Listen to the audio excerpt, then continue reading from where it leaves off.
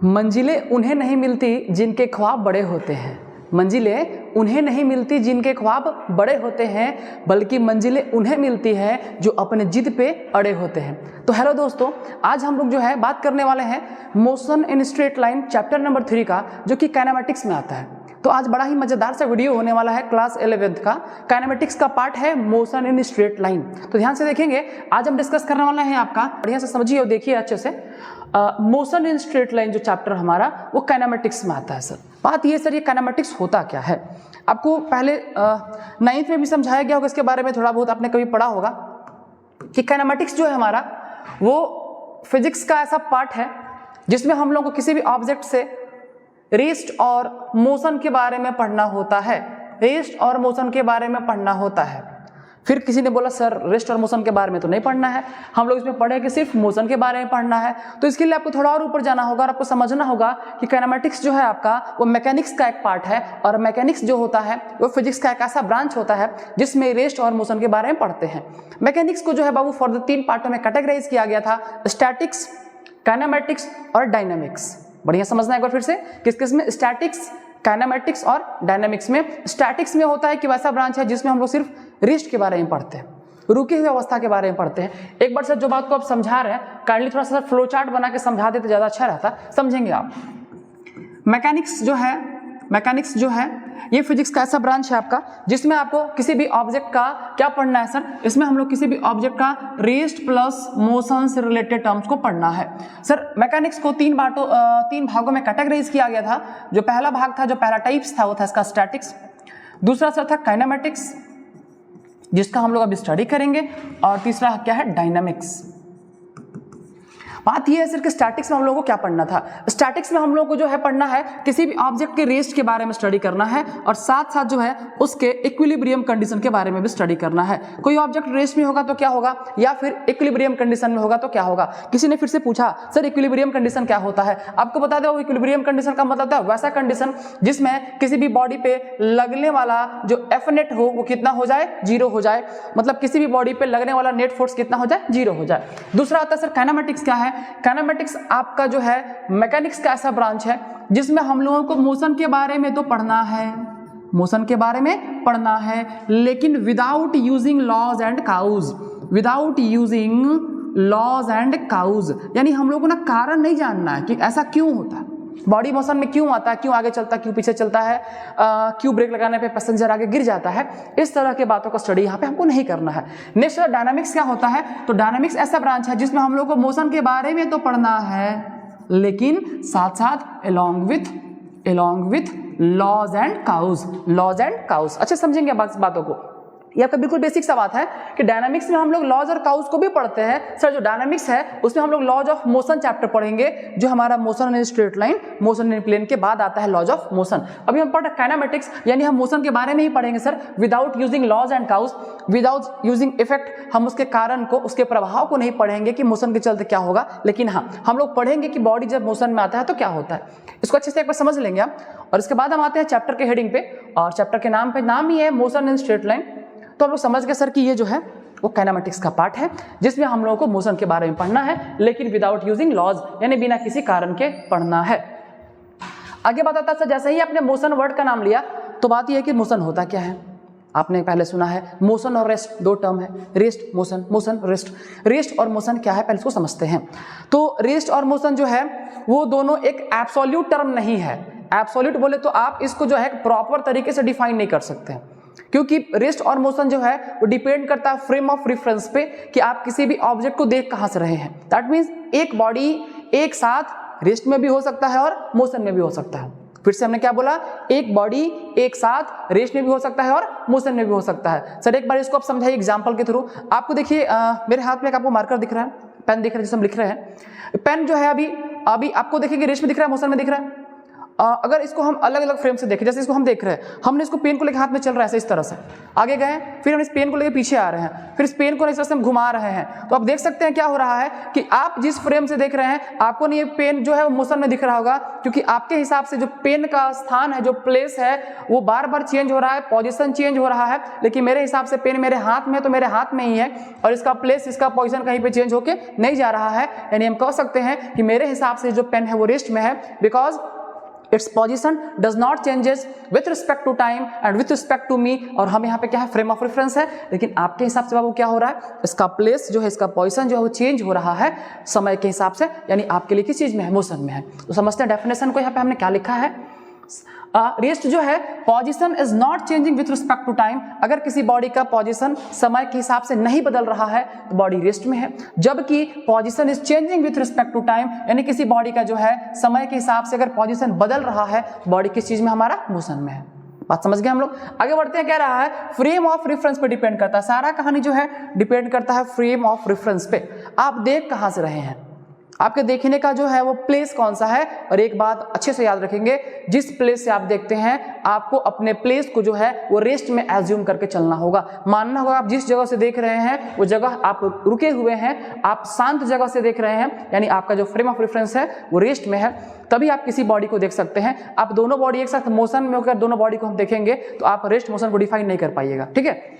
आगे आता है सर मोशन के बारे में, आपने क्या बताया और कि there is no absolute rest और मोशन, यानी कोई भी प्रॉपर रेस्ट और मोशन नहीं होता है, ठीक है, क्योंकि रेस्ट और मोशन प्रॉपर डिफाइन करने का चीज नहीं है। रेस्ट और मोशन जो है सर वो फ्रेम ऑफ रेफरेंस पर डिपेंड करता है, डिपेंड करता है कि आप वस्तुओं को देख कहां से रहे हैं, किस स्थान से देख रहे हैं।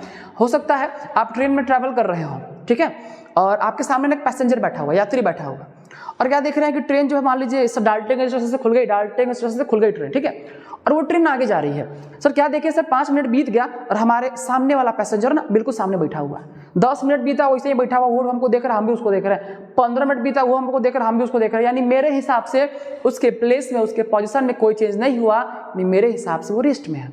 लेकिन जबकि जैसा ही हम स्टेशन से बाहर देख रहे हैं, देखिए जो उसको छोड़ने आए थे वो तो उसको टाटा ऐसे बाय बाय करके निकल गए, यानी उनके हिसाब से क्या हुआ कि वो मोशन में आया और उसका प्लेस क्या हो गया, वहां से चेंज हो गया। यानी एक ऑब्जेक्ट, एक आदमी रेस्ट में भी था और मोशन में भी था। क्या इतना बात क्लियर हम लोगों का? बढ़ते हैं आगे, और हमारा जो नेक्स्ट टर्म है वो ये आता है कि जब कोई भी ऑब्जेक्ट मोशन में होगा तो ऑब्जेक्ट कुछ ना कुछ लेंथ कवर करेगा, कुछ ना कुछ लंबाई कवर करेगा, और उसी लेंथ को हम लोग डिस्टेंस कहते हैं, ठीक है। तो अगला जो हमारा टॉपिक है, अगला जो हमारा टर्म है वो है कि डिस्टेंस क्या होता है और डिस्प्लेसमेंट क्या होता है। हम एक साथ दोनों टर्म को डिस्कस करने वाले हैं। सबसे पहले आपको हम समझा देते हैं बातों को, उसके बाद आप इसको देख लीजिएगा, ठीक है। डिस्टेंस क्या होता है, सो डिस्प्लेसमेंट क्या होता है। मान लीजिए ना आपको इस जगह से चलना शुरू करना है पॉइंट ए से, और आपको जाना है वो पॉइंट बी पर। सर जिस जगह से ना हम चलना स्टार्ट करेंगे ना उसको इनिशियल पॉइंट बोलेंगे। इनिशियल पॉइंट मतलब हिंदी में प्रारंभिक बिंदु बोलते हैं बाबू इसको। जहां पे हम लोग को जाना है ना उसको क्या बोलेंगे, फाइनल पॉइंट, और इसको हम लोग बोलते हैं हिंदी में अंतिम बिंदु। यानी कि अगर हमको दूरी और विस्थापन समझना है, ठीक है, अगर हमको डिस्टेंस और डिस्प्लेसमेंट समझना है तो इनिशियल पॉइंट से फाइनल पॉइंट तक जा रहे हैं। ये बताएंगे आप, आपको यहां से यहां जाने के लिए आपके पास कितना रास्ता है, यहां से यहां जाने के लिए कितना रास्ता है। सर अगर देखा जाए तो यहां से जाने के लिए हमारे पास मल्टीपल रास्ता, बहुत सारा, इनफाइनाइट रास्ता। सर एक ऐसे गए, ऐसे गए, ऐसे गए, ऐसे गए, ऐसे घूम के यहाँ पहुंच गए, एक ऐसे गए, ऐसे गए, घूम के यहाँ पहुंच गए, एक ऐसे गए, यहाँ से ओवरब्रिज मिला, घूम के यहाँ पहुंच गए। इस जिस तरह से हम जा रहे हैं, यहाँ से हम जा रहे हैं, जो भी आप जा रहे हैं इस तरह से ना, इसको हम बोलते हैं कि एक्चुअल पाथ है। ये एक एक्चुअल पाथ है, एक्चुअल पाथ आपने कवर करा है, और एक्चुअल पाथ को हम लोग क्या बोलते हैं, डिस्टेंस बोलते हैं। एक्चुअल पाथ को डिस्टेंस बोलते हैं। यानी किसी भी तरह से अगर आप इनिशियल पॉइंट और फाइनल पॉइंट से पहुंचते हैं, बीच के माध्यम से मतलब नहीं है, बीच के मीडियम से मतलब नहीं है, आप किसी भी तरह से कैसे भी अगर इनिशियल से फाइनल पहुंच जाते हैं वो आपका डिस्टेंस कहलाता है। बात समझ में आ रहा है। अब बात यह है सर कि जब ये डिस्टेंस कहलाता है, आपने लिखा एक्चुअल पाथ टर्म लिखा है। एक्चुअल पाथ का मतलब क्या होता है, सारा पाथ एक्चुअली होता होगा, जरूरी नहीं है। पहले के समय में लोग आप देखते होंगे, या अभी भी हम लोगों का जो गाँव है उस लोकेलिटीज़ में हम लोग जब क्रिकेट खेलते हैं तो होता है ना कि कहा जाता है ना कि क्रिकेट का जो दोनों तरफ का जो छोर है वो 22 यार्ड का बनाया जाता है ना, 22, तो हम लोग बोलते हैं 22 डेक का रहता है। 22 डेक समझते हैं ना। हम लोग क्या करते हैं ना, अपने अपने गांव में बच्चे जो है 4 लोग कर रहा है कि हम 22 डेक नाप के यहाँ से बैटिंग करना है, यहाँ से बॉलिंग करना है, वो 22 डेक नापता है। होता क्या है, जो थोड़ा लंबा आदमी रहता है उसका डेक थोड़ा बड़ा हो जाता है, जो छोटा आदमी उसका थोड़ा डेक छोटा हो जाता है। अब बोलेगा बॉलिंग कराने के लिए यहाँ रखो, एक बोला बॉलिंग कराने के लिए यहाँ रखो। समस्या होता है कि कहाँ रखना है, तो उसने भी पाथ को ही नापा है। उन्होंने पाथ को ही मेजर किया है, डिस्टेंस को ही मेजर किया है, लेकिन एक्चुअल पाथ वो नहीं हो सकता क्योंकि डे का कोई मापने का मात्रक नहीं था। अगर उन्होंने मीटर में मापा होता, सेंटीमीटर में मापा होता, तो वो जो है एग्जैक्ट जगह पे रखते। यानी डिस्टेंस को आप मापिए, लेकिन एक्चुअल पाथ में यानी मीटर में, सेंटीमीटर में, किलोमीटर में आप माप सकते हैं, ठीक है। और जो इसका यूनिट होता है वो मीटर ही होता है, तो बेसिकली लोग मीटर में ही इसको मेजर करते हैं। तो ये है सर हमारा डिस्टेंस। और दूसरा बात आता है डिस्प्लेसमेंट क्या है। डिस्प्लेसमेंट जो है सर आपको यहाँ से बिल्कुल एक स्ट्रेट लाइन, बिल्कुल सीधा सीधा, बिल्कुल शॉर्टकट मारना है, बिल्कुल खेते खेते मार देना है एकदम, ठीक है। इसी शॉर्टकट को, इसी शॉर्टेस्ट डिस्टेंस को बाबू डिस्प्लेसमेंट कहा जाता है। तो अगर डिफाइन करना हो सर डिस्टेंस क्या होता है तो कैसे डिफाइन करेंगे, the actual path between initial point and final point each called distance and the shortest distance between initial point and final point is called displacement, ठीक है। अब आते हैं बातों को, यहाँ पे हम देखते हैं हमने क्या क्या लिखा है, एक एक करके बातों को समझते हैं। सबसे पहले कह रहा है क्या, डिस्टेंस क्या होता है, टोटल पाथ लेंथ।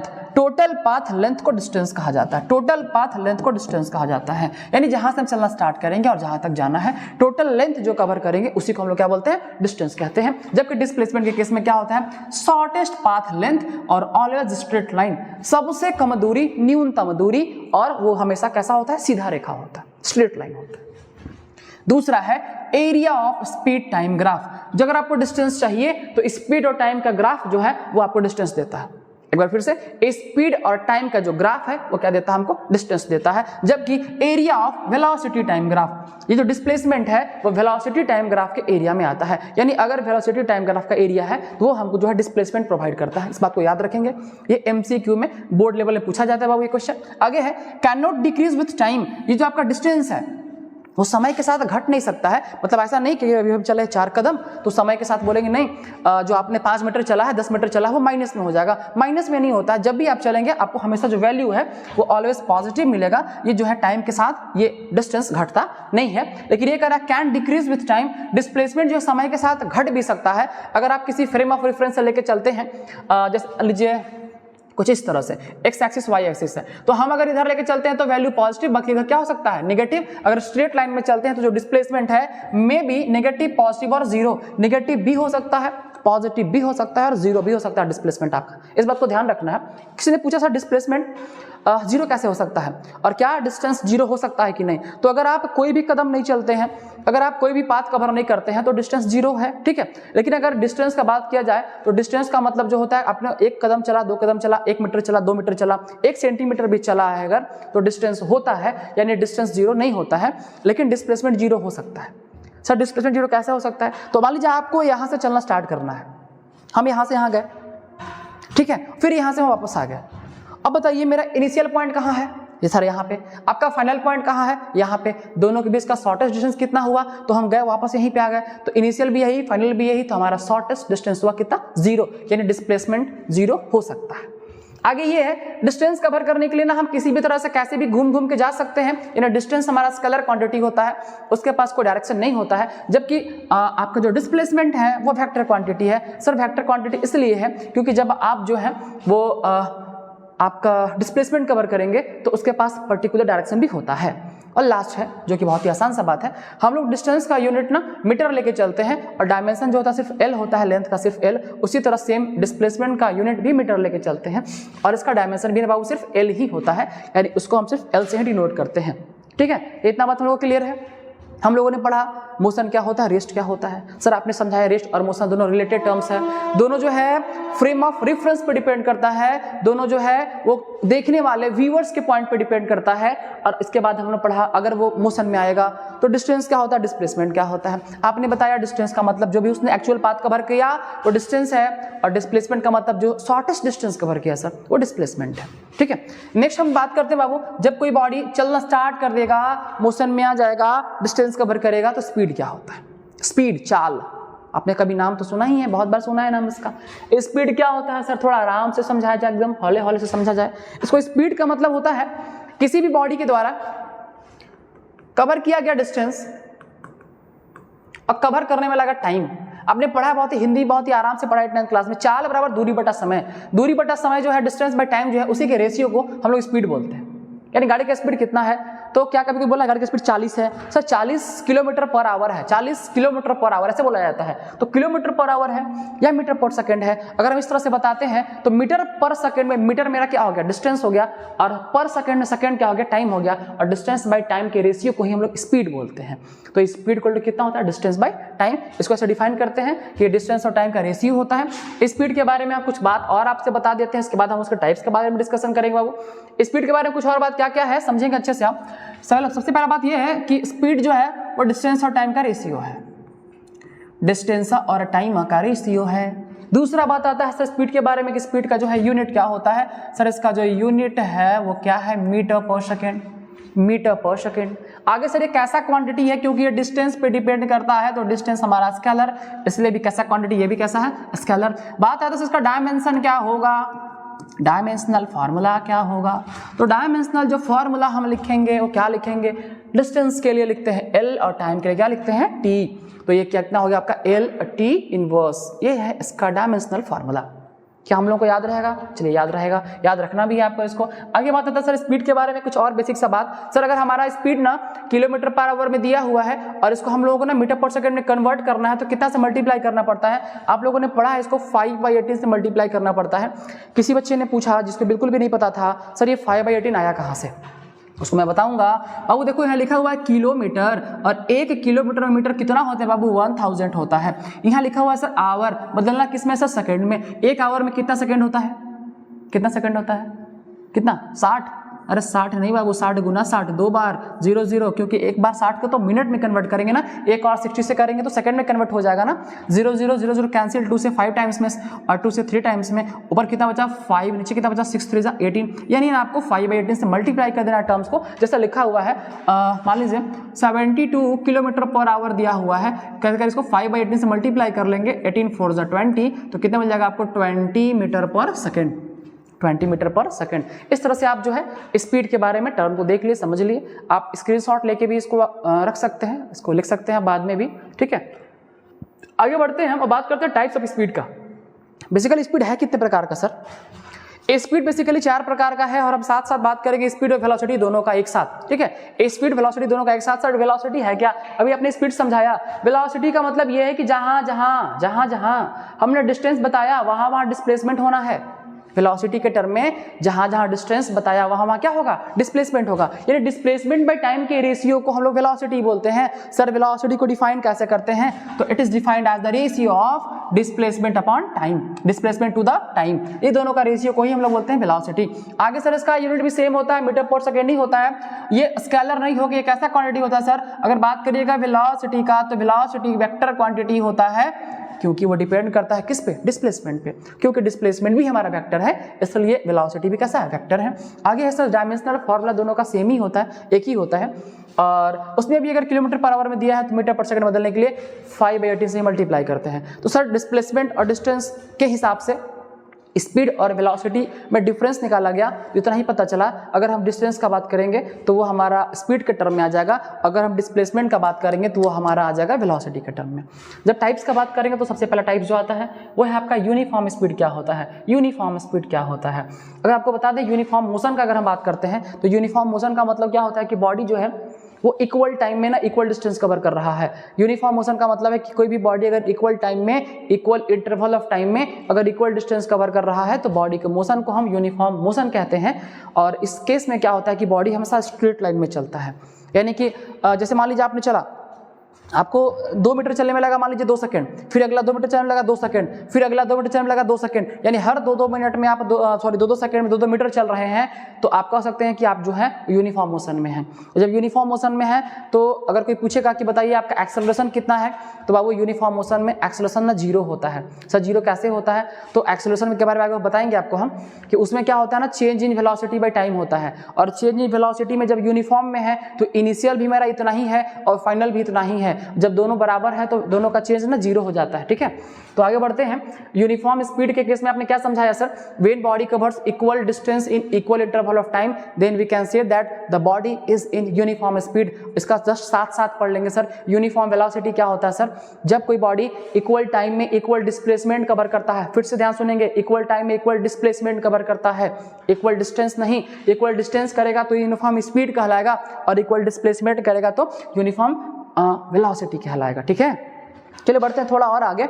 सर इसमें ना क्या क्या होता है ना, इसमें एक्सेलेरेशन जीरो होता है, अभी आपने जस्ट समझाया हम लोगों को। और यूनिफॉर्म सर्कुलर मोशन जो है वो यूनिफॉर्म मोशन में नहीं आता है। फिर से एक बार, यूनिफॉर्म सर्कुलर मोशन जो है, जो आपका एक समान वृत्तीय गति जो है वो ना यूनिफॉर्म मोशन में नहीं आता। सर क्यों नहीं आता है, क्योंकि यूनिफॉर्म सर्कुलर मोशन में आप देख सकते हैं कि हर जगह पे इसका डायरेक्शन बदल रहा है और हम नीचे क्या लिखे हैं कि object must be moving in the straight line. इसमें ना ऑब्जेक्ट को स्ट्रेट लाइन में मूव करना होगा, तब जाके वो यूनिफॉर्म मोशन में कहलाएगा, ठीक है। दूसरा आता है सर नॉन यूनिफॉर्म स्पीड क्या होता है, साथ साथ आप नॉन यूनिफॉर्म वेलोसिटी भी पढ़ सकते हैं। नॉन यूनिफॉर्म स्पीड या नॉन यूनिफॉर्म वेलोसिटी क्या होता है सर, नॉन यूनिफॉर्म का मतलब होता है असमान। असमान बोले तो बराबर बराबर नहीं होने वाला है, यानी कोई भी बॉडी अगर इक्वल टाइम में इक्वल डिस्टेंस कवर करता है तो वो कहलाता है आपका यूनिफॉर्म में। बल्कि साथ साथ में अगर ये भी समझ लें कि सर वो इक्वल टाइम में अगर अनइक्वल डिस्टेंस कवर करे, सर क्या इसमें अनइक्वल टाइम नहीं हो सकता है? देखिए एक्चुअली वो अनइक्वल टाइम होता नहीं है। 2 सेकंड के बाद, 4 सेकंड के बाद, 6 सेकंड के बाद, 8 सेकंड, उतना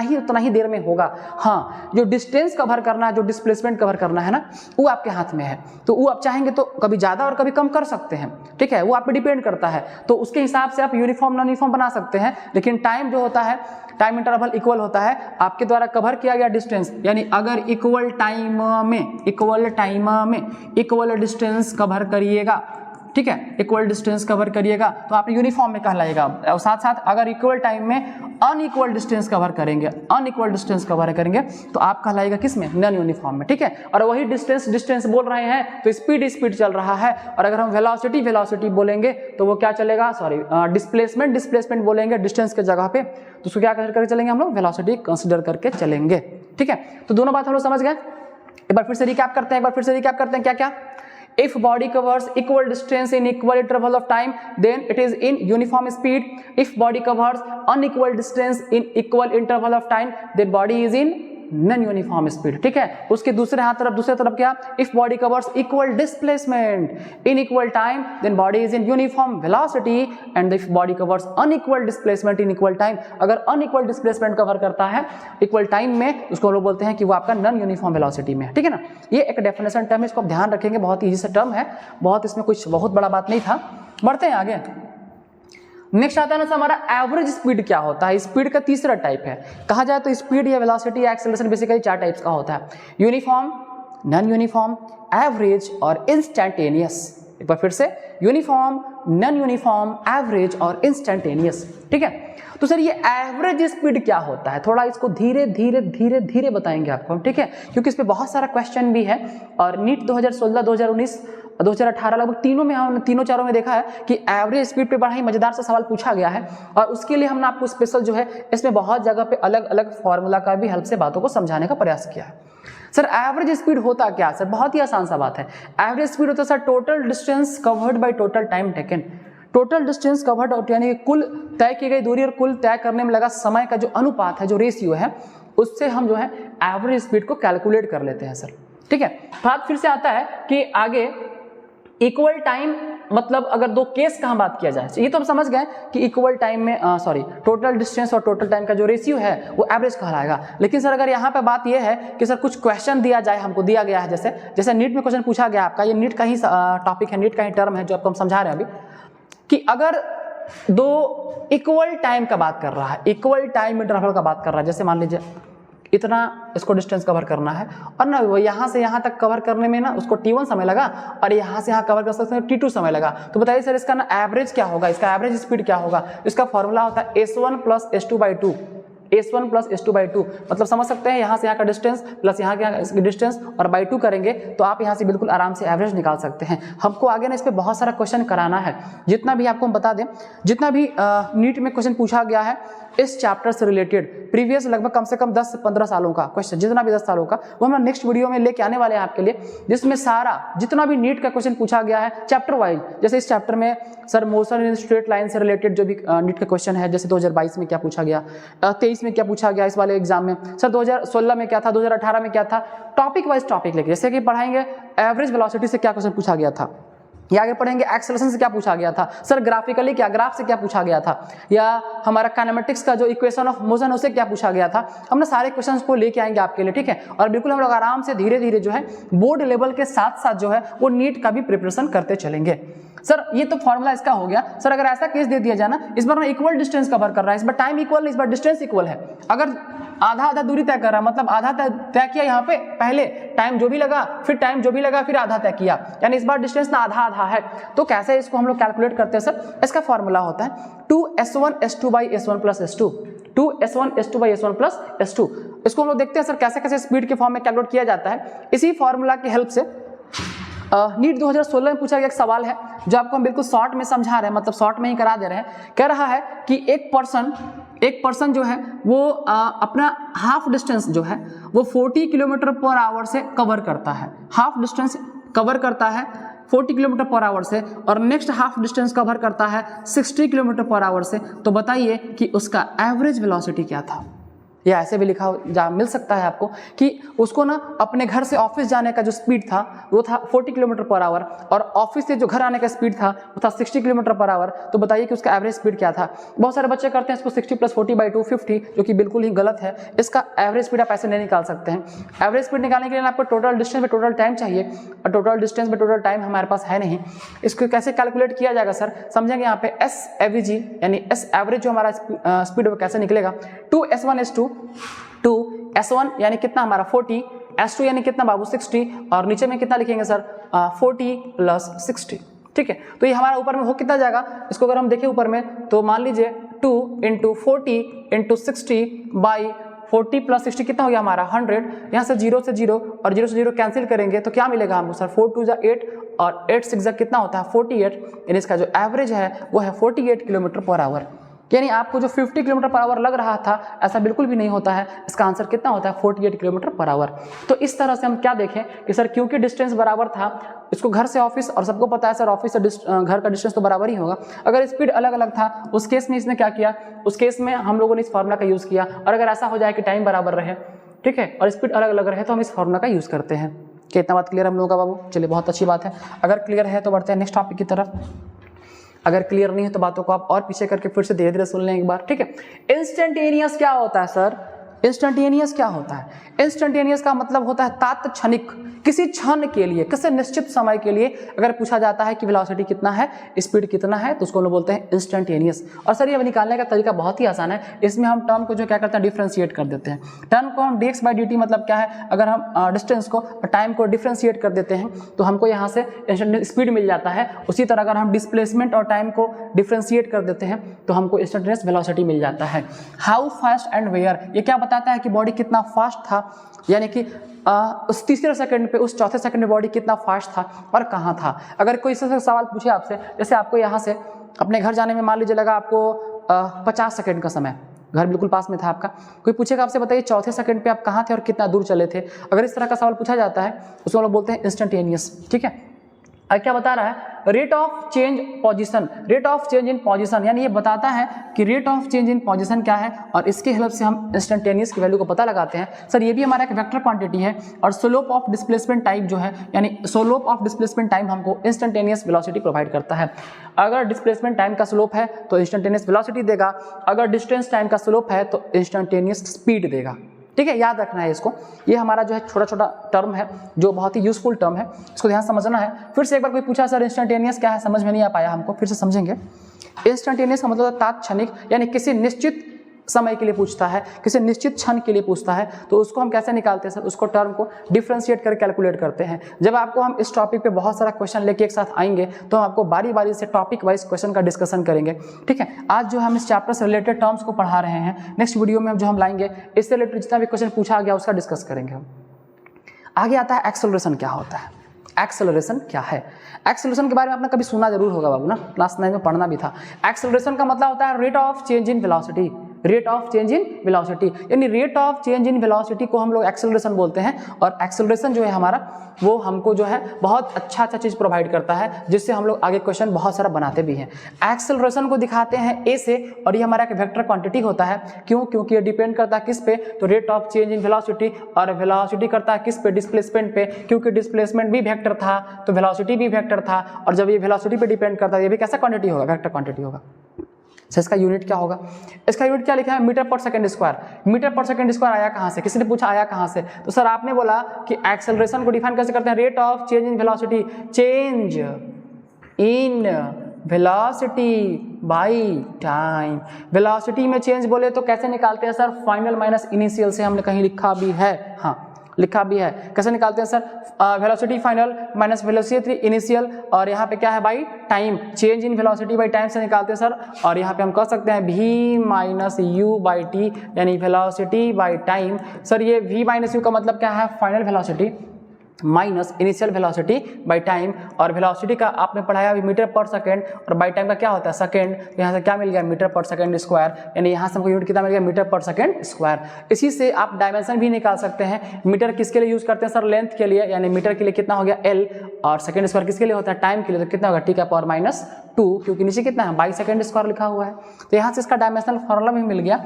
और हम जब टर्म्स को डिराइव करते हैं तो हम लोग एक्सेलरेशन के लिए क्या यूज करते हैं? तो कह रहा है rate of change in velocity, यानी dv बाई dt का मतलब क्या हो गया? Change in velocity by change in time. ये हमको जो है एक्सेलरेशन प्रोवाइड करता है, और हिंदी में बोले तो इसको त्वरण प्रोवाइड करता है, त्वरण देता है हम लोगों को। तो एक बार फिर से देखते हैं सर क्या क्या हम लोग को देखा है।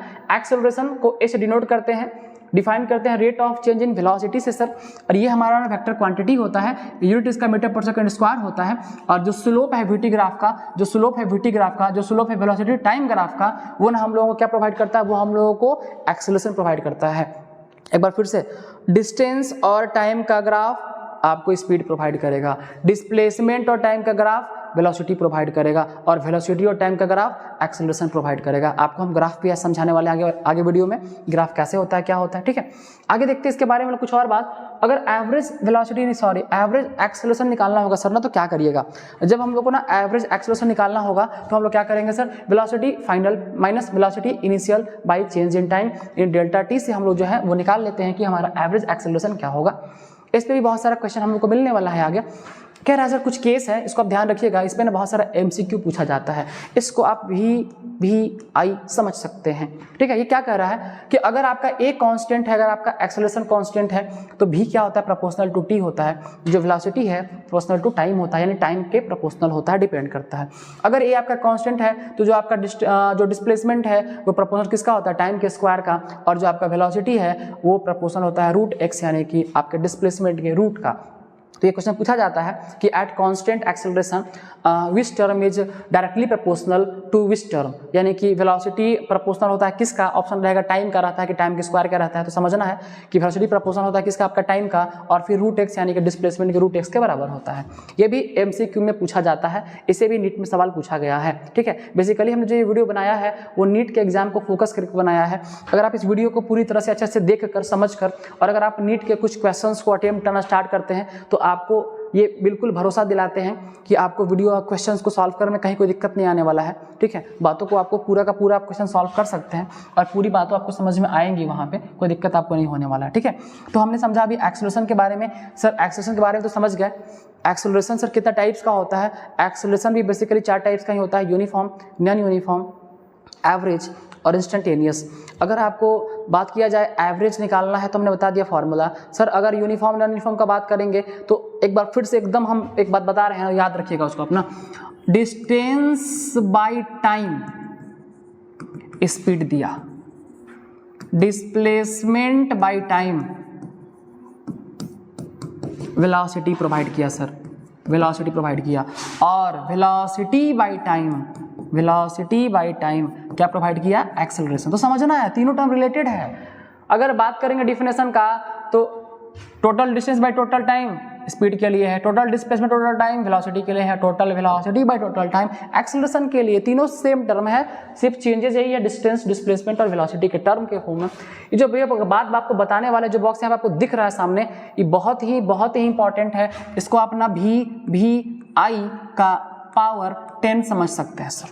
ये ना आपका VVI का पावर 10 है। सर VVI क्या होता है? VVI मतलब होता है वेरी इंपॉर्टेंट, ये वेरी इंपॉर्टेंट है, यानी ये आपका टर्म जो है बहुत जरूरी टर्म है। ये आपको ना एग्जाम में काम जरूर देगा। इस पर बहुत सारा नीट में सवाल पूछा गया है और JEE मेंस में बहुत सारा सवाल इस पर पूछा गया है, इसलिए इस टर्म को बहुत ही ध्यान से समझेंगे। कह रहा है सर, क्या कह रहा है?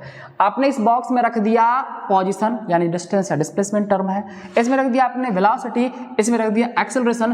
क्या क्वेश्चन पूछा जाता है ये कि अगर हमको ना पोजीशन से यानी डिस्टेंस डिस्प्लेसमेंट से वेलोसिटी में कन्वर्ट करना है तो कैसे पता चला? क्वेश्चन पूछता है, याद रखना है डिफरेंशिएशन ऑफ पोजीशन।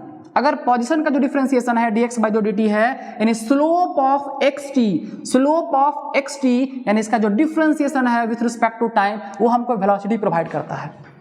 ये फिर से एक बार बोलता है क्या कि स्लोप ऑफ xt क्या प्रोवाइड करेगा, स्लोप ऑफ xt क्या प्रोवाइड करेगा, ग्राफ बना देगा x और t, उसका स्लोप क्या प्रोवाइड करता है। x बोले तो डिस्प्लेसमेंट, t बोले तो टाइम, और पोजीशन का जो टाइम है, पोजीशन टाइम का जो ग्राफ है वो ना आपको वेलोसिटी प्रोवाइड करता है।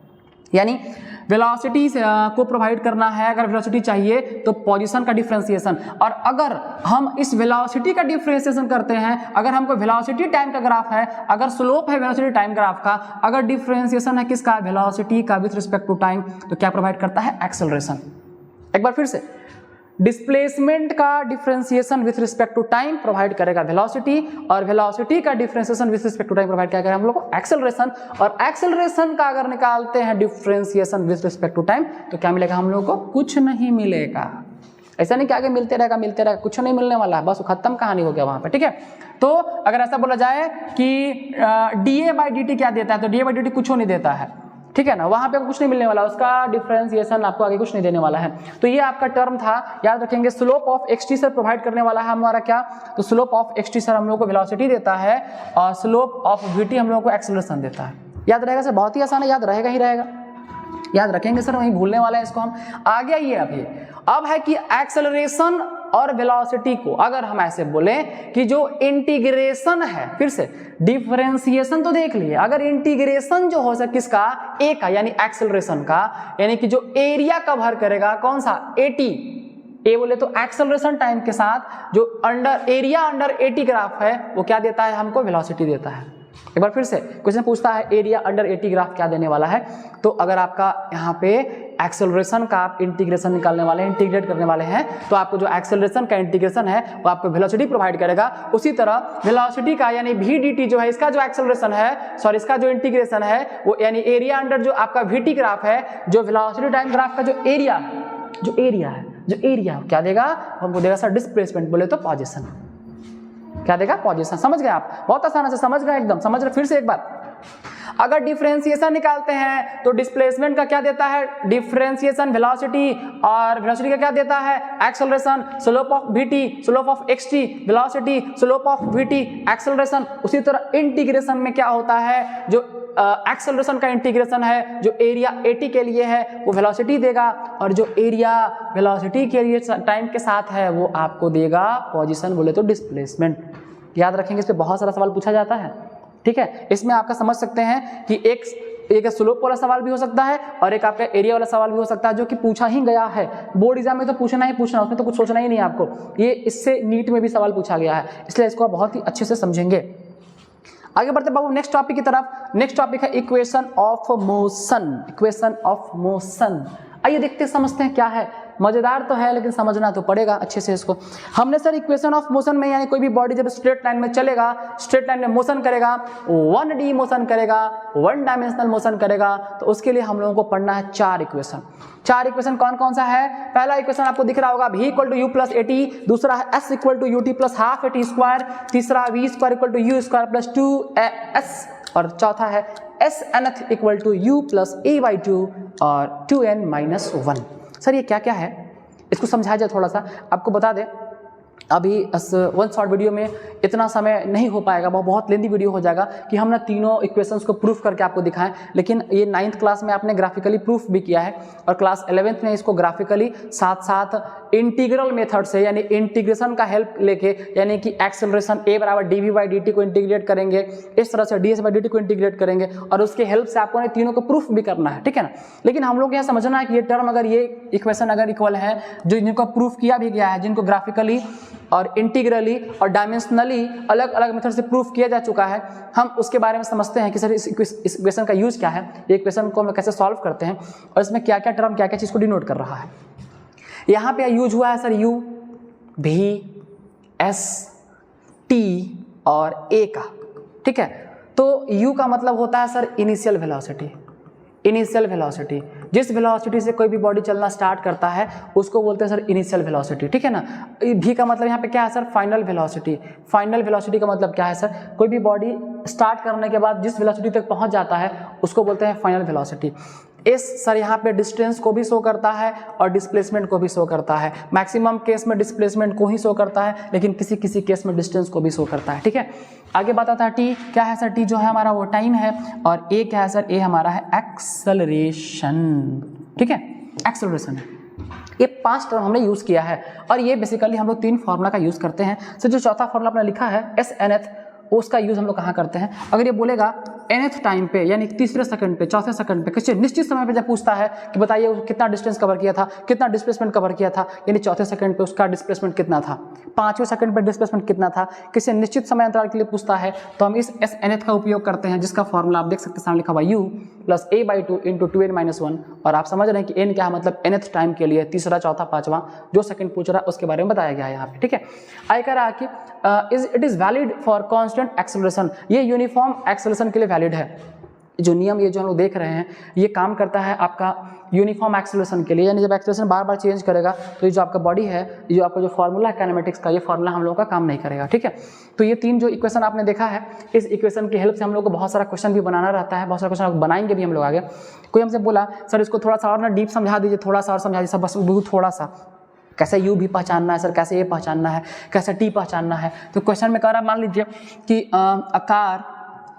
car is initially at rest, a car is initially at rest, it accelerated with 2 meter per second square for 6 second and covers 100 meter distance, then its velocity become 10 metre पर second. ये question कह रहा है, मतलब term है, question नहीं है ये। क्वेश्चन में कुछ फाइंड भी करना होता है, इसमें कुछ फाइंड करना ही नहीं है, सारा कुछ दिया हुआ है, पहचानना है। कैसे पहचानेंगे सर, कार इज इनिशियली मतलब क्या, प्रारंभ में, शुरू में कैसा था, रेस्ट में था। जब रेस्ट में था तो इसका इनिशियल वेलोसिटी कितना हो जाएगा, 0 हो जाएगा। यानी कह सकते हैं कि जब कार रेस्ट में था तो उसका इनिशियल वेलोसिटी कितना था सर, 0 था। आगे कह रहा है क्या, इट एक्सेलरेटेड विथ इतना से, यानी ये एक्सेलरेशन दे रहा है, ये एक्सेलरेशन का बात कर रहा है। कैसे पहचाने सर, लास्ट में मीटर पर सेकेंड इसका भी लगा हुआ है और एक्सेलरेटेड कह भी रहा है। कह रहा फॉर कितना देर के लिए, 6 सेकंड के लिए। ये किसका बात कर रहा है, टाइम का बात कर रहा है। हमको यू दिख गया, हम ए पहचान लिए, हम टी पहचान लिए। एंड कवर्स 100 मीटर डिस्टेंस या 100 मीटर डिस्प्लेसमेंट, यानी ये हमारा एस का बात कर रहा है, यानी डिस्टेंस और डिस्प्लेसमेंट का बात कर रहा है। और आगे क्या कर रहा है, देन द वेलोसिटी बिकम कितना होता है, 100 मीटर पर सेकेंड। क्योंकि 100 मीटर पर सेकेंड हमने क्या लिखा है यहाँ पे, डिस्टेंस लिखा है, इसको डिस्प्लेसमेंट लिखे हैं क्योंकि बात किसका हो रहा है, वेलोसिटी का। तो डिस्प्लेसमेंट है हमारा, उससे मतलब नहीं है डिस्टेंस डिस्प्लेसमेंट, आप समझ लेंगे वहाँ पे क्या है। मेन है आपको टर्म को पहचानने सिखा रहे हैं। तो जो इसका बाद में वेलोसिटी हो जाता है सर ना, उसको भी से दिखाते हैं, ये तो आपने पढ़ाया ही है अभी। यानी इनिशियल वेलोसिटी कितना था, इसका 0 था, पहचान लिए। एक्सेलरेशन ए है दिया हुआ है, टाइम टी, डिस्टेंस या डिस्प्लेसमेंट कितना सर, डिस्प्लेसमेंट कितना है उसका एस है, और इसका जो वेलोसिटी बाद में हो जाता है फाइनल, वो कितना है इसका भी है, भी बोले तो फाइनल वेलोसिटी। तो यहाँ से सर हम लोग इस तरह के टर्म्स को पहचान लेंगे, समझ लेंगे, कोई दिक्कत नहीं है। हम बढ़ते हैं अब नेक्स्ट टॉपिक की तरफ अब, और हमारा जो नेक्स्ट टॉपिक है वो है motion under gravity. Motion under gravity, motion in straight line chapter में ये बहुत ही इंपॉर्टेंट सा टॉपिक है। मोशन अंडर ग्रेविटी होता क्या है सर, मोशन अंडर ग्रेविटी में जो है टर्म हम लोग को पढ़ना है, उस टर्म का नाम है फ्री फॉल।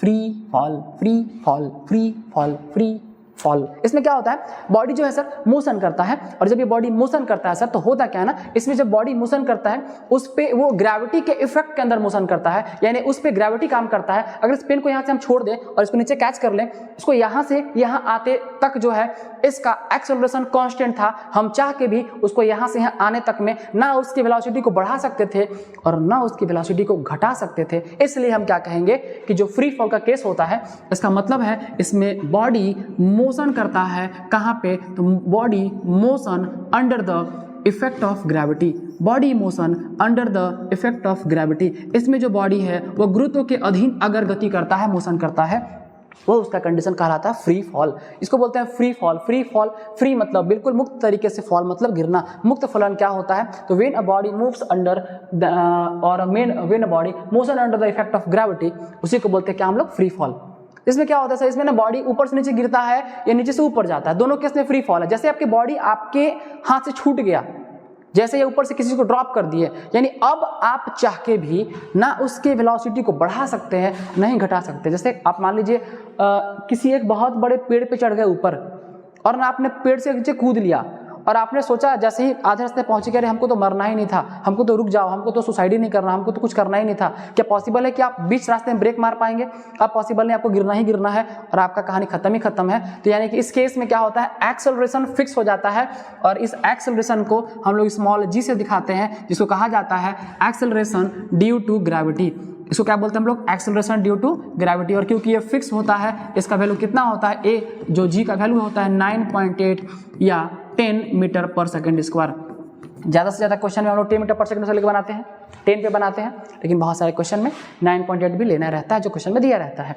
एक बार फिर से क्या समझे sir, motion under gravity case में क्या होता है, फ्री फॉल होता है, यानी बॉडी जो भी है वो ग्रेविटी के अंडर में मोशन करता है, और बॉडी जो भी है उस पर जो है एक्सेलरेशन फिक्स हो जाता है, कांस्टेंट हो जाता है। किसी बॉडी को एक बार ऊपर अगर फेंक देते हैं तो उसका एक्सेलरेशन फिक्स हो गया है। हाँ, अब बात है सर उसका वेलोसिटी तो धीरे धीरे बदल ही रहा है। असर अगर नहीं बदलता तो हम फेंक देते, और अगर कांस्टेंट हो जाएगा उसका एक्सेलरेशन, तो पता चला सर क्यों जा रहा है, कहीं रुक ही नहीं रहा है, कहीं ना कहीं जाकर रुक रहा है ना। मतलब क्या, जब बॉडी को ऊपर फेंके थे तो ये बताओ कि यहाँ से ही वापस कहाँ आ गया सर, क्योंकि जब मान लीजिए फेंके हम इसको 20 की स्पीड से, तो जैसे ऊपर गया ना 20 से 19, 18, 17, 16, 15 कम होते जा रहा, जहाँ पे इसका वेलोसिटी 0 हो जाएगा, जहाँ पे इसका वेलोसिटी 0 हो जाएगा ना, फाइनल 0 हो जाएगा, वहाँ से वापस नीचे आ जाएगा।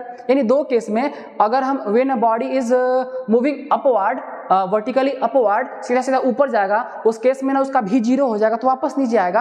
और अगर किसी बॉडी को ऊपर से नीचे से ड्रॉप करना है, ऐसे गिरा देना ऊपर से ना, तो उसका u 0 रहेगा। यानी u मेरे हाथ में है तो इनिशियल 0 है, जब छोड़ देंगे तो उसका भी जाके जमीन से टकराएगा, उसी से हम उसका भी कैलकुलेट कर सकते हैं। आगे इसमें कुछ हम कंडीशन भी आपको लिखे हैं, समझाए भी हैं, ऐसे बेसिकली का समझा जाए नीचे कंडीशन से पहले, तो इसमें से कुछ बात हम लोग को बताइए, समझाइए बड़े बढ़िया से, ताकि हम लोग उसको अच्छे से यूज कर सके फॉर्मूला के फॉर्म में। फिर आपका हम कुछ स्पेशल केसेस का डिस्कस करेंगे अभी, जिसपे बहुत सारा क्वेश्चन नीट में पूछा जाता है, जेईई मेंस में पूछा जाता है। चलिए आइए सर, इसमें कंडीशन क्या क्या था, व्हेन बॉडी मूव्स अपवर्ड, जब बॉडी ऊपर जाएगा तो क्या फॉर्मूला लगेगा, और दूसरा है व्हेन बॉडी मूव्स डाउनवर्ड, जब ऊपर से नीचे आएगा तो कौन सा फॉर्मूला लगेगा।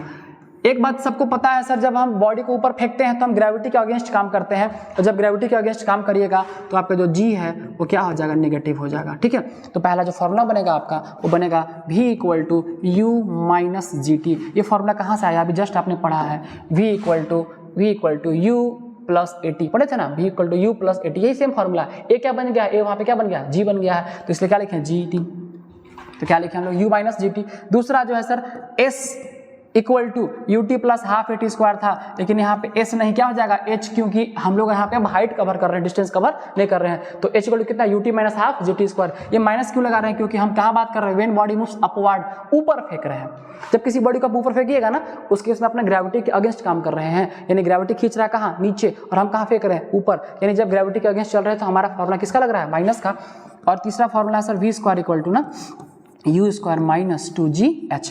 इधर आते हैं sir, when body moves downward. एक और बात बाबू, एक और बात याद रखेंगे ना, जब इसको ऊपर फेंके हैं तो बॉडी ऊपर कब तक जाएगा, जब तक इसका भी क्या ना हो जाए, 0 होना जाए, जब तक इसका भी क्या ना हो जाए, 0 ना हो जाए। यानी जब इसका भी 0 हो जाएगा, जब किसी सरफेस जाकर टकराएगा नहीं, क्वेश्चन में अगर ये नहीं कह रहा है कि जाके किसी सीलिंग से टकरा रहा है तब वापस आ रहा है, अगर कोई टकराने की कंडीशन नहीं है उस केस में भी कितना होता है, 0 होता है। ठीक है, आगे आता है व्हेन बॉडी मूव्स डाउनवर्ड, जब कोई बॉडी ऊपर से नीचे गिरेगा, जब कोई बॉडी ऊपर से नीचे गिरेगा उस केस में u हमारा कितना हो जाएगा, 0, यानी क्योंकि जब उसको ऐसे कर गिरा रहेगा, हाँ फोर्स लगा के फेंक रहे हैं उसका कल अलग कंडीशन है, बोलेगा कि 20 से 30 से 40 से फेंक रहे हैं वो अलग कंडीशन है। लेकिन अगर ये बोल रहा है कि when a ball is dropped, ऐसे ड्रॉप किया जा रहा है, उसको ड्रॉप चुआया जा रहा है ऊपर से, उस केस में क्या होना है, उस केस में क्या होना है कि उस केस में जो है u कितना हो जाना है, 0। तो यहाँ पे पहला फॉर्मूला क्या आता है सर, पहला फॉर्मूला आता है इसका v equal to u plus g t, यहाँ ना क्योंकि हम ग्रेविटी के साथ साथ काम कर रहे हैं तो फॉर्मूला क्या होगा, प्लस का होगा।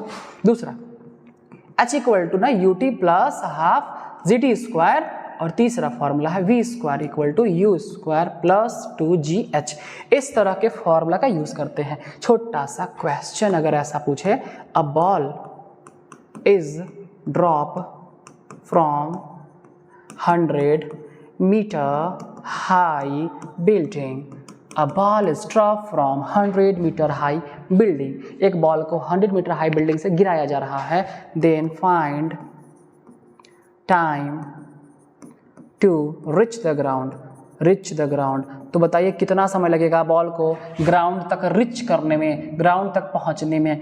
जब बॉल को ऊपर से ड्रॉप कर रहे थे सर, आपने बताया u कितना लेके चलेंगे, 0, g का वैल्यू कितना लेके चल रहे हैं, 10, और बिल्डिंग का h हाइट कितना दिया हुआ सर, 100, तो निकालना क्या है t। सर फॉर्मूला कौन सा लगाएंगे, सेकेंड वाला, अभी जस्ट पढ़े हैं ताज़ा फॉर्मूला है u t plus half g t square. Sir plus वाला ही क्यों लिए, माइनस क्यों नहीं लिए, क्योंकि ऊपर से नीचे गिराएंगे, ग्रेविटी के साथ काम करेंगे, ग्रेविटी के साथ चलेंगे, फॉर्मूला प्लस का होगा, ग्रेविटी के अपोजिट चलेंगे तो फॉर्मूला माइनस का होगा।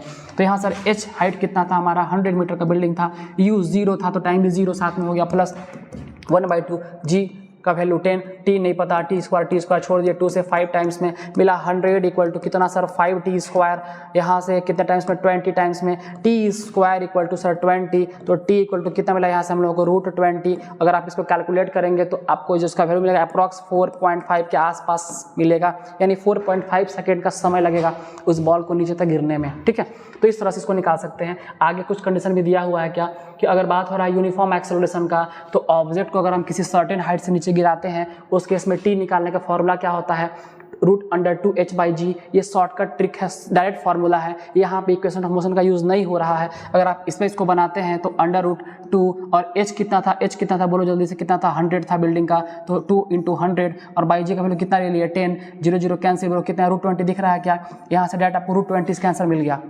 यानी अगर हम इस फॉर्मूला का यूज़ करते हैं डायरेक्ट, बढ़िया से देख लो, ये जो फॉर्मूला है इसको बढ़िया से देखो, ये सब डायरेक्ट फॉर्मूला है, इस पर डायरेक्ट सवाल बनेगा। अगर सीधा इस तरह से बॉल को ड्रॉप किया जा रहा है, टाइम निकालना है तो √2h/g। अगर आपको एवरेज वेलोसिटी निकालना है तो √gh/2 का यूज़ करेंगे। अगर आपको निकालना है इसका वेलोसिटी की ग्राउंड से कितना वेलोसिटी से टकराएगा, कितने स्पीड से टकराएगा, तो फॉर्मूला कितना, √2gh लगाइए, डायरेक्ट बन जाएगा सवाल। √2gh को बोले तो ये बॉल जो आया नीचे कितना स्पीड से टकराया होगा, 2, g का वैल्यू 10 और हाइट कितना था सर उसका 100, तो मिला कितना आपको अंदर में देख लीजिए, यहाँ पे 100 का बाहर में 10 आ गया, यानी 10 और कितना √20, यानी 10 और √20 वैल्यू है 4.5, यानी कितना 45 मीटर पर सेकेंड के आसपास, यानी 45 मीटर की स्पीड से जो बॉल है वो जमीन को हिट करेगा। समझिए इस तरह की बातों को, इस पर हम लोग आगे बहुत सारा क्वेश्चन डिस्कस करेंगे, लेकिन ये एक बहुत सारा फॉर्मूला हम यहाँ पे लिखे हैं, इस सब फॉर्मूला को जरूर आप लिख लीजिएगा, स्क्रीनशॉट ले लीजिए, समझ लीजिए क्या क्या यहाँ पे फॉर्मूला है। अगर ऑब्जेक्ट को ड्रॉप किया जाता है तो टाइम निकालना है तो फॉर्मूला होता है √2h/g। अगर एवरेज निकालना है वेलोसिटी का तो √gh/2। अगर निकालना है वेलोसिटी ग्राउंड, कितना स्पीड से ग्राउंड से टकराएगा, तो √2gh इसका वैल्यू होता है, इसका फॉर्मूला होता है। इस तरह से अगर निकालना है motion from ground to ground, अगर बात कर रहा है कि ग्राउंड टू ग्राउंड का मोशन क्या होगा, मतलब अगर यहाँ से किसी इस तरह से ऑब्जेक्ट को यहाँ से ऐसे फेंका गया ऐसे और ऐसे घूम के वापस ऐसे गिर गया, तो ग्राउंड टू ग्राउंड केस में जो है हम लोग को फॉर्मूला का यूज़ कैसे कैसे करना है। अगर टाइम निकालना है कितना, तो 2u/g, मतलब टाइम कितना ऊपर जाने में लगा, यहाँ तक जाने में कितना समय लगता है और यहाँ से यहाँ में कितना समय लगता है, दोनों टाइम बराबर होता है। याद रखेंगे इसको, जितना उसको मैक्सिमम हाइट जाने में समय लगा होगा, मैक्सिमम हाइट से वापस आने में उतना ही समय इसको लगेगा, यानी time up plus time down दोनों क्या होगा, बराबर होगा। और यहाँ पे 2u/g से इसको हम कैलकुलेट करेंगे। अगर हाइट निकालना है तो सीधा फॉर्मूला क्या यूज़ करते हैं, u²/2g का। और अगर आपको एवरेज वेलोसिटी निकालना है तो कैसे, सिर्फ u/2 से हम इसको निकाल सकते हैं। ये बहुत सारा फार्मूला है, जिस फार्मूला की हेल्प से हम आगे बहुत सारा क्वेश्चन भी आप लोग कराएंगे, बताएंगे, दिखाएंगे कि ये देखिए कैसे कैसे इस पर क्वेश्चन पूछा गया है। इस वीडियो को पूरी तरह से आप बढ़िया से देख के समझ के नोट्स लिख लेंगे, इसका शॉर्ट नोट्स टाइप से लिख लेंगे ताकि आपको क्वेश्चन कराने में कोई दिक्कत ना हो। तो ये हमारा टॉपिक था सर, मोशन अंडर ग्रेविटी, यानी कोई भी बॉडी ग्रेविटी के अंडर कैसे कैसे मोशन करता है। ठीक है, हम बढ़ते हैं नेक्स्ट टॉपिक की तरफ। और नेक्स्ट टॉपिक में हमने समझाया है बाबू आपको क्या कि बताइए ग्राफ देख के समझना है, बहुत ही इंपॉर्टेंट चीज़ है ग्राफ, कैसे कैसे ग्राफ क्या होता है इसको देखना है हम लोगों को। ठीक है, अब देखेंगे क्या कि वेलोसिटी टाइम का जो ग्राफ है वो एक्सेलरेशन देता है सर, लेकिन इसमें भी अलग अलग कंडीशन समझना है कि एक्सेलरेशन जो है वो कैसे कैसे एक्सेलरेशन दे रहा है और क्या क्या दे रहा है। पहला ग्राफ जो है आपका वो क्या दिखा रहा है, देख सकते हैं यहाँ पे ये टाइम को दिखा रहा है, ये वेलोसिटी को दिखा रहा है। और ये वेलोसिटी क्योंकि इसका कांस्टेंट है, वेलोसिटी इसका नहीं बदल रहा है, यानी कि इस केस में क्या कह सकते हैं कि एक्सेलरेशन कितना होगा, 0 होगा। वेलोसिटी कांस्टेंट है तो एक्सेलरेशन कितना होगा, 0 होगा। यहाँ भी क्या है, वेलोसिटी कांस्टेंट है, सॉरी यहाँ पे वेलोसिटी भी बढ़ रहा है और टाइम भी बढ़ रहा है, यानी अगर निश्चित समय में अगर टाइम बढ़ रहा है, वेलोसिटी बढ़ रहा है, एक हिसाब से बढ़ रहा है, तो एक्सेलरेशन क्या है, कांस्टेंट है। यहाँ एक्सेलरेशन क्या है, कांस्टेंट है। कैसे पता कांस्टेंट है सर, तो वेलोसिटी भी बढ़ रहा है, टाइम भी बढ़ रहा है, और दोनों एक निश्चित हिसाब से बढ़ रहा है। मतलब 4 मीटर चलना है और 2 मीटर पर सेकंड चलना है 4 second, 2 metre per second 4 second, ऐसे लग रहा है समय, तो कांस्टेंट एक्सेलरेशन है। ये ग्राफ आपको क्या दिखा रहा है, ये स्लोप दिखा रहा है, ये कर्व लाइन दिखा रहा है क्या कि ये जो आपका एक्सेलरेशन है वो क्या हो रहा है, बढ़ रहा है, यानी वो इंक्रीजिंग एक्सेलरेशन को शो कर रहा है। ये शो कर रहा है एक्सेलरेशन 0 है, ये कर रहा है एक्सेलरेशन कांस्टेंट है, ये शो कर रहा है एक्सेलरेशन बढ़ रहा है। और ये जो ग्राफ है बाबू क्या शो कर रहा है कि एक्सेलरेशन हमारा डिक्रीज कर रहा है। और डिक्रीजिंग एक्सेलरेशन क्या बोलते हैं हम लोग, रिटार्डेशन बोलते हैं, मंदक बोलते हैं हिंदी में। और जो रिटार्डेशन है वो निगेटिव एक्सेलरेशन को बोला जाता है। ठीक है, इस बात को आप ध्यान देंगे। ग्राफ को भी आप अच्छे से बना लेंगे, समझ लेंगे, इसका स्क्रीनशॉट जरूर ले लेंगे ताकि आप इसको लिख पाएँ, अच्छे समझ पाएँ। ग्राफिकल क्वेश्चन में आपका ये मदद करेगा। अब हम बढ़ते बाबू नेक्स्ट टॉपिक की तरफ, देखेंगे नेक्स्ट टॉपिक क्या है हमारा। नेक्स्ट टॉपिक है रिलेटिव वेलोसिटी क्या है। रिलेटिव वेलोसिटी क्या है, जो कि इस चैप्टर का हम लोग का लास्ट टॉपिक है। हम लोग समझेंगे रिलेटिव वेलोसिटी होता क्या है। नाम ही इसका रिलेटिव वेलोसिटी। रिलेटिव का मतलब होता है एक दूसरे के अपेक्षा में, अपेक्षिक वेग क्या होता है। यानी जब हम 2 वेलोसिटीज़ को, 2 अलग अलग बॉडीज़ की वेलोसिटी को कंपेयर करते हैं, उसी को हम लोग रिलेटिव वेलोसिटी बोलते हैं। मान लीजिए यहाँ पे क्या कह रहा है, 2 केस जो हम लोग को समझना है, जिसमें लोग क्वेश्चन बनाएंगे कि जब 2 बॉडी जो है वो एक ही डायरेक्शन में मोशन करेगा, सेम डायरेक्शन में अगर चलता है, 2 बॉडी सेम डायरेक्शन में चलता है। जैसे मान लीजिए आप जा रहे हैं गाड़ी से, बाइक से, और आपके गाड़ी का स्पीड है 40 और आपके बगल से एक दोस्त जा रहा है और उसके गाड़ी का स्पीड है 50। जब अपने दोस्त को आप देखेंगे तो क्या आपको दोस्त आपका बहुत स्पीड में जाते हुए नजर आएगा कि बिल्कुल धीरे धीरे जाते हुए नजर आएगा। तो आपको बता दें, अगर आप 40 वाले स्पीड में जा रहे हैं, आपका दोस्त 50 में जा रहा है, तो आपको दोस्त लगेगा कि बहुत ही धीरे से मेरे सामने से जा रहा है। क्यों? क्योंकि 40 पे तो आप भी हैं, यानी 40 दोनों का तो लगभग बराबर है, वो 50 है, मतलब आपसे 10 ज़्यादा है, यानी उसका वेलोसिटी आपसे मात्र थोड़ा सा ज़्यादा आपको नजर आएगा। यानी अगर बॉडी ए का वेलोसिटी VA है, बी का VB है, और अगर दोनों सेम डायरेक्शन में है तो उसका फॉर्मूला क्या होता है, VA माइनस VB। अगर आप A से B निकाल रहे हैं तो VA माइनस VB, अगर आप B से A निकाल रहे हैं तो आप यहाँ पे VB माइनस VA या VA माइनस VB, आप दोनों को सब्ट्रैक्ट करके निकाल सकते हैं। डिपेंड करता है किसके रिस्पेक्ट में किसका निकाल रहे हैं। A से B का तो B माइनस A, और अगर B से A का तो A माइनस B, जो बाद वाला है उससे पहले वाले को लोग घटा देते हैं। डिपेंड करता है, जैसे मान लीजिए समझिए ना, तो सब ये देखिए आप, ये A है और ये B है, 2 बॉडी है, ये जा रहा है 50 से, ये जा रहा है 70 से। ठीक है, एक बॉडी 50 से, एक बॉडी कितना से, 70 से। अगर आप 50 वाले पे बैठे हैं अच्छे से, अगर आप 50 वाले बैठे हैं और 70 वाले को देख रहे हैं, तो 70 वाला आपको आगे जाता हुआ नजर आएगा कि पीछे जाता हुआ नजर आएगा। फिर से बताएंगे, क्योंकि आप 50 पे बैठे हुए ना, 70 को देख रहे हो, तो आपको आगे जाते हुए नजर आएगा। पूछा बताओ velocity of A with respect to B, A with respect to B, A पे बैठे हैं, बी को देख रहे हैं, तो VB माइनस VA का फॉर्मूला लगा दिए, डायरेक्ट माइनस लगा दिए। VB कितना है सर, 70 माइनस ये कितना है, 50, कितना मिला, 20। यानी अगर हम A पर बैठ के B को देख रहे हैं तो हमको प्लस 20 बोले तो आगे जाते हुए नजर आ रहा है, कितना स्पीड से, 20 के स्पीड से। लेकिन अगर आप उल्टा B पर बैठ को A को देखेंगे तो इस केस में क्या हो जाएगा, यहाँ पे VA माइनस VB हो जाएगा बाबू, और यहाँ पे 50 माइनस 70 हो जाएगा ना, माइनस 20 आएगा। और ये माइनस का मतलब होता है कि आपको ये पीछे जाता हुआ प्रतीत हो रहा है, ये पीछे जाता हुआ प्रतीत हो रहा है। बस समझ में आया, यही इसका कंडीशन होता है। आप इस पे बैठ किसको देखेंगे, प्लस में दिखेगा, यानी A से B देखेंगे तो B माइनस A, कहाँ से किसको देख रहे हैं इस पर डिपेंड करता है, यानी फॉर्मूला किसका लगाते हैं, माइनस का। दूसरा कह रहा when two bodies moving in the opposite direction, अगर दो बॉडी अलग अलग दिशा में चलता है तो हम लोग क्या करते हैं माइनस और माइनस, एक ये किसके लिए अपोजिट के लिए, और यहाँ पे लगा देंगे माइनस वेलोसिटी सेम फॉर्मूला के हिसाब से, तो VA प्लस VB मिलेगा हम लोगों को। यानी अगर आप 40 की स्पीड से जा रहे हैं और आपका दोस्त उधर से 60 की स्पीड से आ रहा है तो आप एकदम सामने से सन से पार करेगा, एकदम लगेगा कि पूरा धुआं उड़ा दिया, हवा निकल गया, ठीक है, ऐसा लगेगा। क्यों? क्योंकि आपका 40 और उसका 60 ऐड होकर 100 का स्पीड हो जाता है। और इस तरह से हम कह सकते हैं कि रिलेटिव वेलोसिटी जो है दो बॉडीज को आपस में रिलेट करता है। अगर सेम डायरेक्शन है तो हम वेलोसिटीज को घटा देते हैं, और अगर अपोजिट डायरेक्शन है तो वेलोसिटी को हम लोग ऐड कर देते हैं, और इस हिसाब से हम लोग टर्म को समझते हैं। एक छोटा सा क्वेश्चन आपको यहाँ पे शॉर्ट में हम दे दिए हैं ताकि बातों को आप समझ सकें।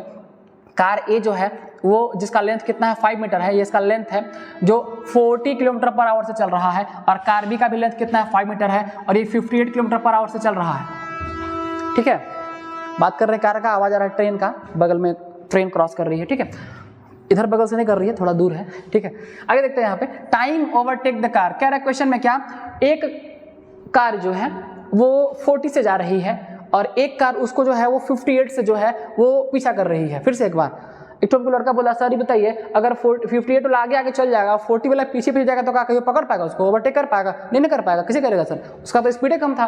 तो नहीं, 58 वाला आगे आगे जा रहा है। मान लीजिए कार बी जो है ना वो आगे आगे जा रहा है कितना से 58 से, और कार ए ना उल्टा बोल दिया, कार ए जा रहा है 40 से और बी कितना से पकड़ रहा है इसको 58 से।